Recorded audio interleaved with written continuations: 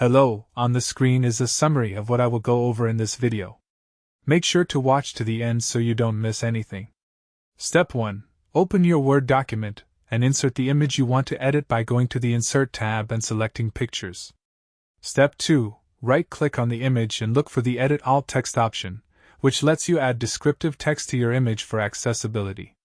Step 3. If you need to edit text that's actually part of the image itself, use the Designer tool that appears on the right side of Word.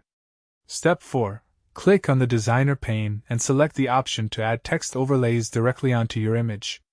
Step 5. Type your new text into the text box that appears, adjust the font size and color to match your design, and position it exactly where you want it on the image. You can drag and drop the text box to reposition it.